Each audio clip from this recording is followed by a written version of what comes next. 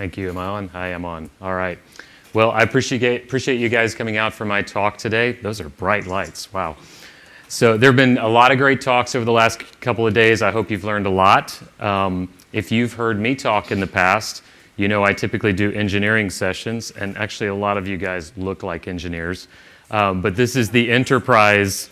This is the enterprise track. So I'm told that means that a lot of you guys are executives rather than engineers. I'm not sure if that's actually true.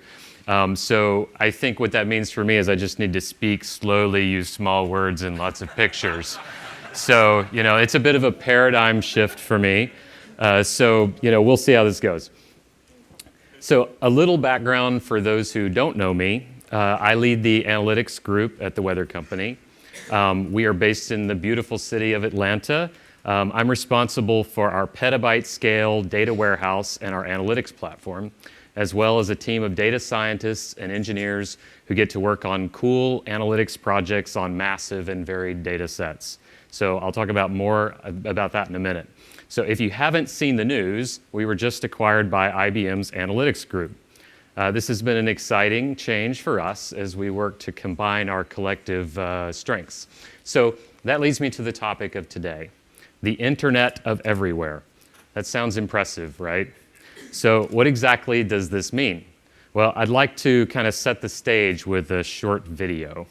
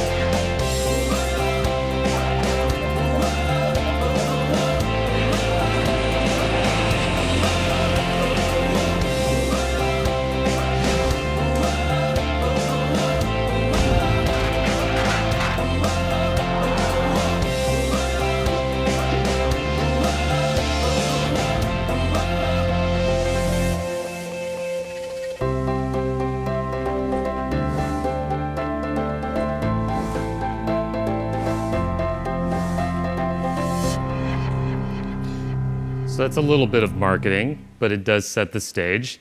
So what does everywhere mean? Well, to us, it means 26 billion on-demand forecasts every day across 2.2 billion unique locations. It means 200,000 personal weather stations and nearly 200 million active mobile users, all of which results in petabytes of data generated every single day. It's likely that you contribute to this load on a daily basis with one of the Weather Company's well-known brands, such as the Weather Channel, Weather.com, Weather Underground, and Intellicast, among others. And even if you don't use our apps, you're almost certainly using our data. We serve about 30 billion API requests daily, providing weather to the likes of Google, Apple, Facebook, Yahoo, Samsung, and other large customers. By way of comparison, that's about 60 times the number of daily tweets. If you got on an airplane to come to this conference, you benefited from our real-time routing software both in the cockpit and on the ground. You may also be paying less for your energy, thanks to our software that helps traders determine the best times to buy and sell. And we help our insurance partners predict the impact of impending weather on their customers so that they can take action in advance to mitigate potential storm damage. And every second of every day, Our real-time alerting platform is busy correlating the current locations of nearly 200 million mobile users with the trajectories of storms, lightning, precipitation, and other significant weather events. So you have time to react before you're impacted. So powering all this decision-making requires us to successfully collect, analyze, and react to millions of data points per second. Traditional technologies, tools, and methods are either unhelpful at this scale, or they are too slow or costly to make business sense. What exactly does it mean for us to say that we can scale? We use that word a lot, so let's make it concrete. The reality is scale means different things to different people. So the best place to start to talk about this is to talk about who you are. Since we're at a big data conference in an enterprise track, I would imagine that you fall into one of three categories. The first category is those who are completely new to big data. Maybe your existing systems are under stress, and you know you need something different. So you might be just trying to figure out what the hype is about with all this Spark thing. The second group has some experience, and maybe a lot of experience, with the elephant in the room, Hadoop, and you're trying to figure out whether to jump on the Spark train. The third group already knows where I'm going with this. They're the experienced Spark users. So I want to start by addressing the first two groups, using a real use case. Our Weather Channel mobile app has a feature called Social Weather, which allows users to file their own weather reports. We wanted to aggregate these reports into 5-minute buckets and then compute some statistics about each bucket, then create an operational dashboard to see how well we're doing. Now, let's pretend we're in that first group, and we're storing the data in our enterprise standard relational database, because that's what we know, and it's where we put everything, which may be okay because we don't yet have a huge number of users sending in reports. So the engineer's first step will likely be to write an ad hoc query against the live database. Presuming our feature is successful and our volume increases, at some point, this query starts to get expensive and even competes with inbound writes to the table. So we need to create a separate reporting table that gets updated periodically with the counts. We'll keep it up to date with an ETL job that runs overnight when not many people are reporting, presuming you're not global. At this point, we have a functioning system that allows us to collect data and provide daily reports without impacting the live feature.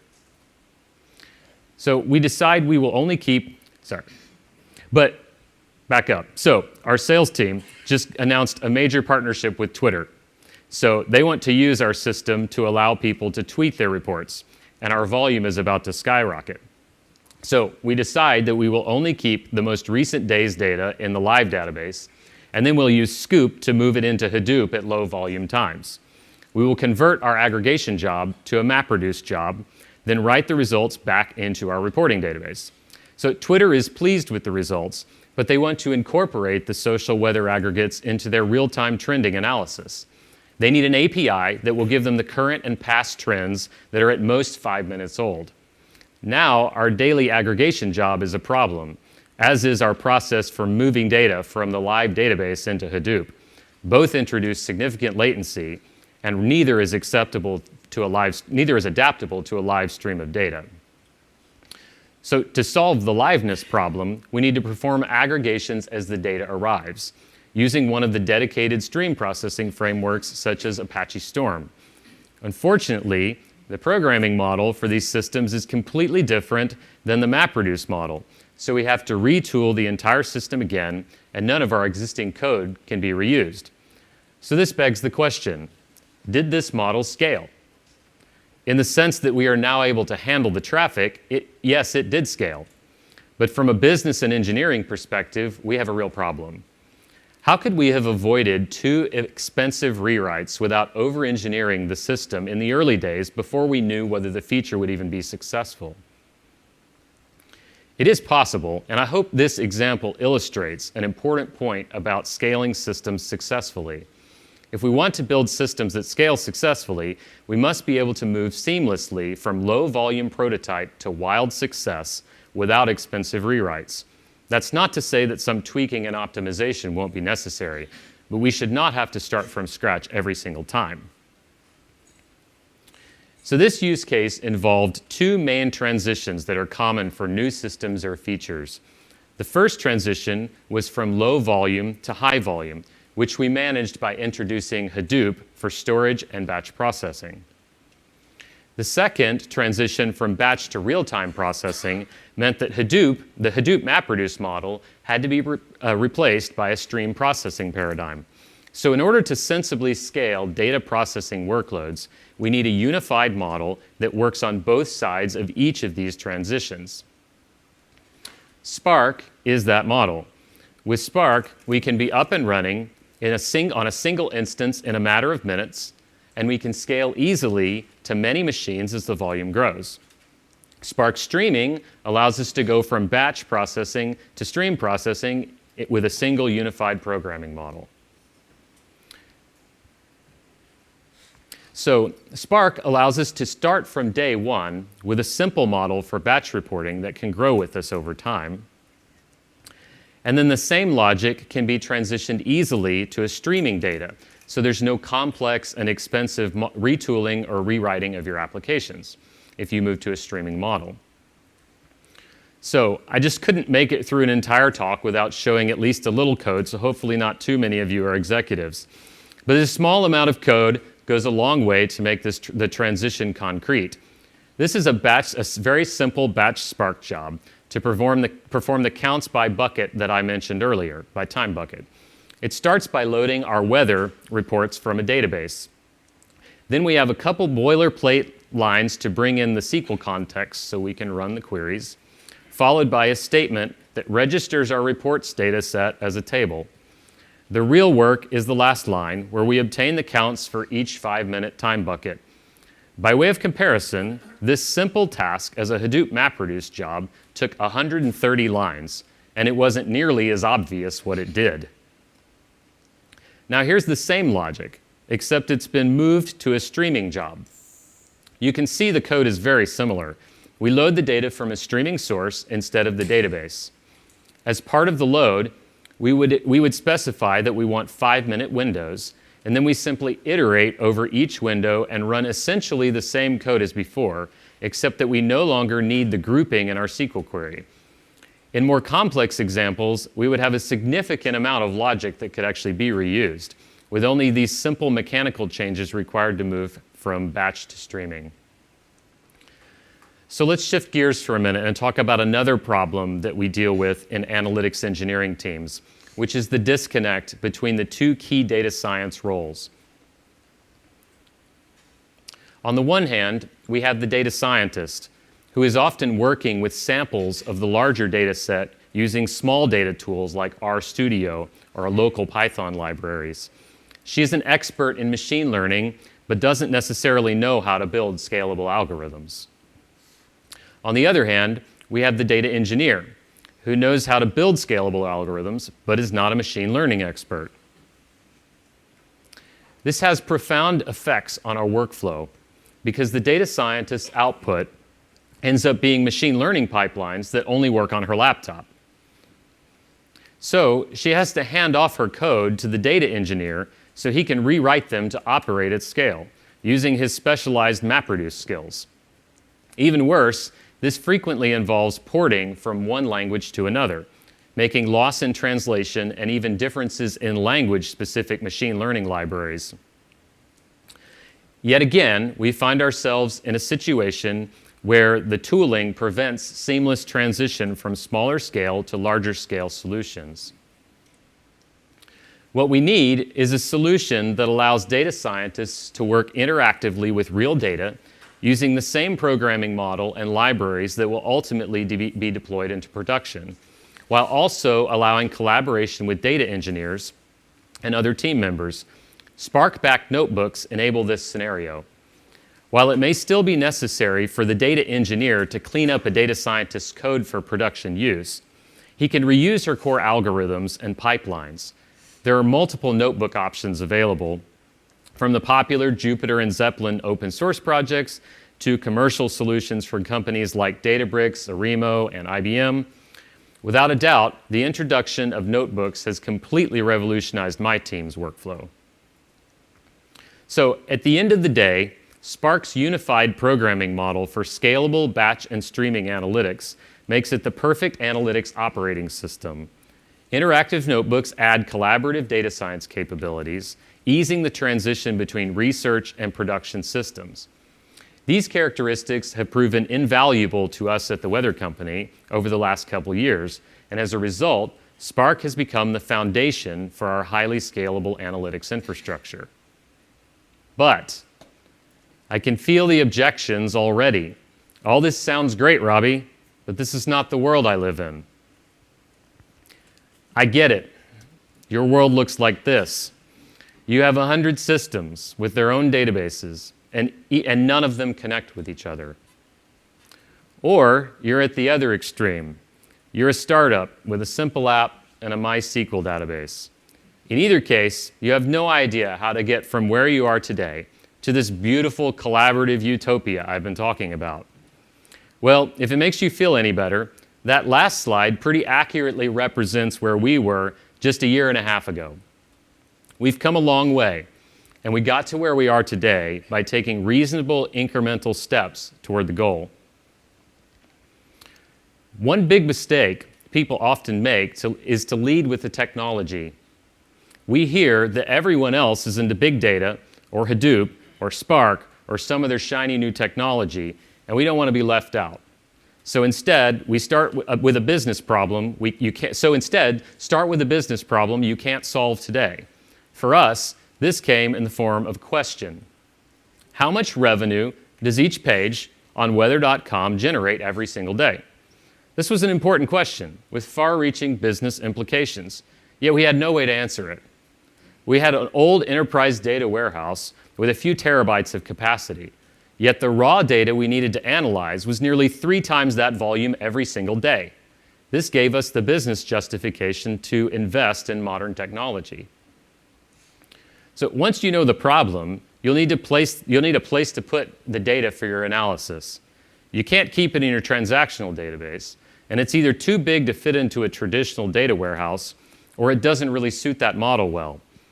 The modern answer is to build a data lake. This is actually much simpler than it sounds, especially if you're running in the cloud. Even if you're not currently running in the cloud, a data lake is a logical step in that direction if you want to go there. We chose Amazon S3 because it scales, it's cheap, and we only pay for what we use. But you can also build your own using a distributed file system like HDFS. The foundation of any data lake is just a scalable file system that's compatible with Spark. So step 3 is to determine how you want to use Spark and actually get it running. It's not complicated to download and run it directly, either by going to the Spark site or by using a Hadoop distribution. But the fastest way to get your feet wet is by using a managed service. For example, if you're already in AWS, you can easily spin up Elastic MapReduce cluster with Spark pre-installed, and it will automatically work with the data you put into S3. Or you can use Databricks or IBM or one of the other providers. The next step is to begin collecting the raw data you need to solve your business problem. There are multiple ways to do this, and you may employ more than one depending on the type of data. I've made a short list of a few possibilities, but this is by no means exhaustive. In our case, we needed multiple sets of server logs combined with beacon data we sent directly from JavaScript on the pages. We leveraged Amazon's Simple Queue service to collect the data and put it into a Cassandra database. We then used Spark to extract it into the data lake. If you want to see more about this, you can look at my very detailed talk I did on this very topic from Spark Summit East. And lastly, if you didn't get a notebook tool packaged with your Spark distribution, you'll want to install one for the reasons I mentioned earlier. Your team will almost instantly begin to find insights in your data, and this will enable you to justify further investment in your data collection and data science efforts. So the path to scaling your data infrastructure and reducing the time from ingest to insight may seem like a challenging one, but it is achievable if taken in small steps that deliver business value quickly. One small win becomes another, and soon the flywheel effect takes over. This has been our story, and with patience and persistence, it can be yours as well. So I appreciate the time today. Feel free to reach out to me via Twitter or LinkedIn. And I've left some time at the end for questions if you have any.